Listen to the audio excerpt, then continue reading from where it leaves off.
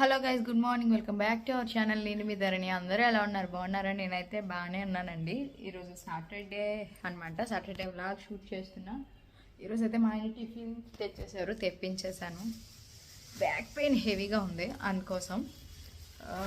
గీతం అయితే స్కూల్కి వెళ్ళిపోయింది. నాకు ఇడ్లీ, అమ్మమ్మకి ఇడ్లీ, మా ఆయనకి పూరి తెచ్చుకున్నట్టున్నారు.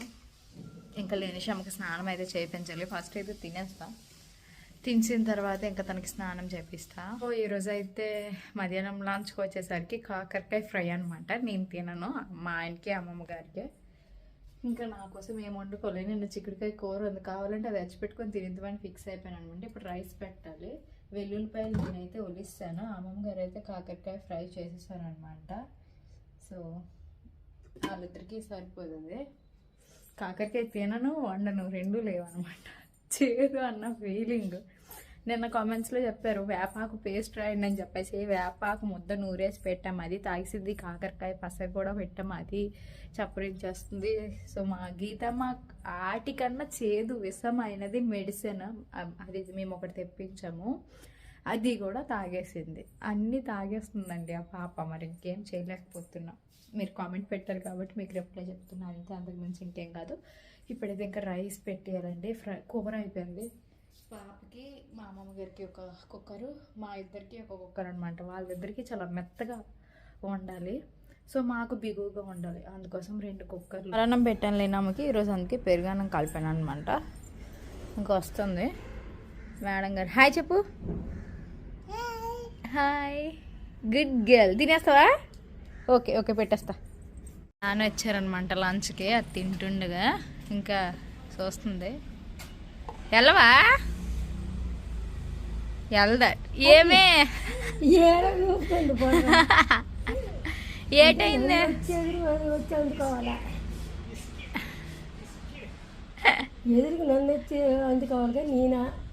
లంచ్ చేసి డ్యూటీకి వెళ్ళిపోతున్నారు అనమాట.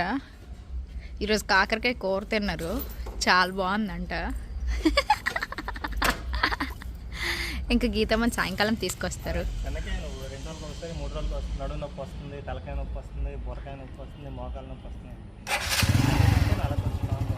అబ్బా చాలు, వెళ్ళు వెంగొచ్చి.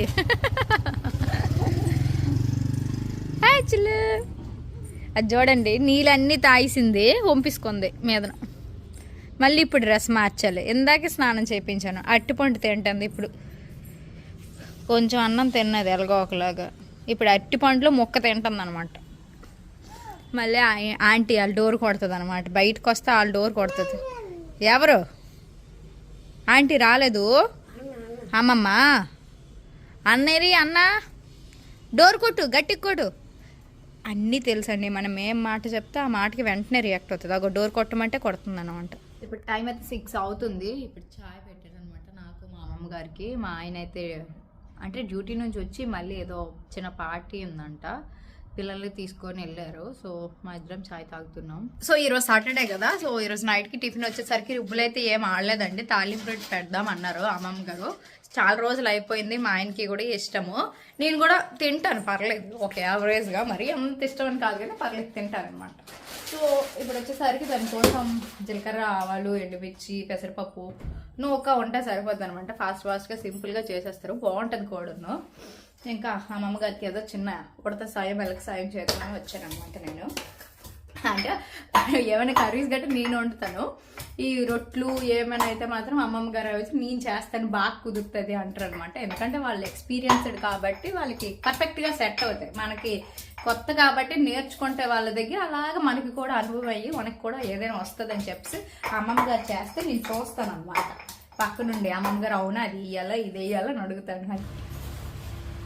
ఈ రొట్టె వచ్చేసరికి ఫాస్ట్గా అయిపోతుంది అండి, కాల్చడమే లేట్ అవుతుంది అనమాట. అంటే ఉప్మా లాగా చేసేయడమే ఫస్ట్, తర్వాత వేరే పేనంలోకి పోసేసి మూత పెట్టి వదిలేయడమే. కింద అడుగంతా కాలుతుంది, ఒక రొట్టె లాగా ఫామ్ అవుతుంది అనమాట. వారం బాగు అవుతుంది. ఈ పాటికి మా అమ్మమ్మ గారు తాలింపు పెట్టేస్తున్నారు. అమ్మ పని అయిపోతే వేగంగా చక్క కూర్చోవచ్చు, సీరియల్ చూసుకుందాం ఇద్దరం కలిసి అని చెప్పేసి. ఇంకా అది అయిపోయిన తర్వాత ఇద్దరం కలిసి సీరియల్ వేసుకోవడమే, అంతే, ఇంకేం పని లేదు. మా రొట్టికి పెట్టారనమాట, అందులో ఉప్మా దీంతోనే పెడతారు యాక్చువల్గా. సో నా కోసం ఉప్మా తీసుకొచ్చారు, తినే బాగుంది అని చెప్పేసి. అడుగుదట, రుచిగా ఉంటుందట. మా ఇద్దరం అయితే ఇక్కడ సీరియల్ చూస్తున్నాం అనమాట. ఇల్లు ఇల్లాలు పిల్లలు. ఇదొకటి, ఇంటింటి రామాయణం ఒకటి, ఇంకొకటి ఏటామమ్మ గారు ఇంటింటి రామాయణము, ఇది ఇంకొక సీరియల్ గుడిగంటలు, గుడి నిండా గుడిగంటలు. ఆ 3 రోజు చూస్తాం. మీరు కూడా ఇలాగే ఇంట్లో కూర్చొని మీ అత్తమ్మతో, మీ అమ్మమ్మతో, మీ నానమ్మతో ఏదైనా సీరియల్ చూస్తే మాత్రం నాతో కామెంట్ సెక్షన్ లో షేర్ చేస్తాను. మా ఆయన అయితే వచ్చారు పిల్లల్ని తీసుకొని. ఈ మొక్క ఏదో తెచ్చారండి. ఈ మొక్క పేరు కూడా నాకు తెలీదు. ఈ మొక్క రేటు 300 అట. వచ్చిన వెంటనే మాత్రం అన్నాను, ఎందుకు అంత రేటు పెట్టి కొనాలి అవసరమా అనేసి. ఇంకొకటి వచ్చేసరికి గులాబీ చెట్టు మొక్క అయితే తెచ్చారనమాట. ఏటో ఈ మధ్య మొక్కలు తెస్తాను తెగ మా ఆయన.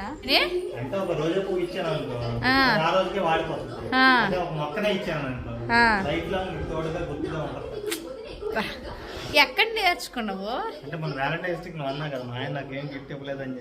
అప్పుడు మొక్కను తెచ్చిచ్చావా? సో ఇక నుంచి ప్రతి అంటే ఆ ఒక్కసారిగా వ్యాలంటైన్స్ డే జరుపుకునే వాళ్ళు కొంతమంది ఉంటే, మేము ప్రతి డేని వ్యాలంటైన్స్ డే ఇలాగ జరుపుకుంటూ ఉంటాం అని చెప్పేసి చెప్పడానికి ఇలా అప్పుడప్పుడు సర్ప్రైజ్ ఇస్తా ఉంటాం. దాన్ని నువ్వు ఇలా మాట్లాడుతూ చూడు, ఇటుకే పడిపోతున్నాను అనమాట.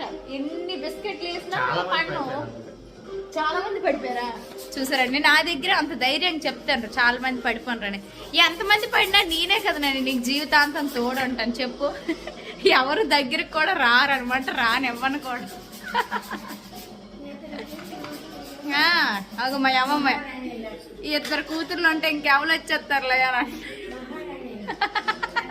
ఇంకా ఫైనల్గా తాలింపు రొట్టె అయితే అయిపోయిందనమాట. ఇదే ఇంకా తినేయడమే టమాటా పచ్చడితోని. టమాటా పచ్చడి అయితే అసలు వదలట్లేదు, చాలా టేస్ట్గా ఉంది. ఏంటనే మీకు చేయాలంటే మినిమం 10 kgs నుంచి తన్ని ప్రిపేర్ చేస్తుంది, తక్కువ అయితే లేదు. నాని 7 kgs ప్రిపేర్ చేయడానికి 10 days పట్టింది. చాలా మంది కామెంట్స్ లో ఏమంటుంటారు అంటే, మీరు అందులో ధనియాల పొడి ఎందుకు వేస్తారు, మెంతులు ఎందుకు వేస్తారు, అన్ని రోజులు ఎందుకు పెడుతున్నారు అనేసి అన్నారు.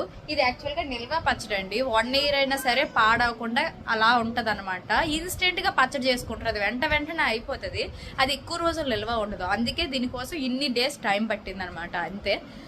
సో మీరు మామూలు పచ్చళ్ళు చేసుకుంటారేమో, మా అమ్మమ్మ పెడితే నిల్వ పచ్చడి 1 month వరకు మాక్సిమం అది ఉంటుంది. ఇదైతే 1 year ఉంటుంది అందుకోసం.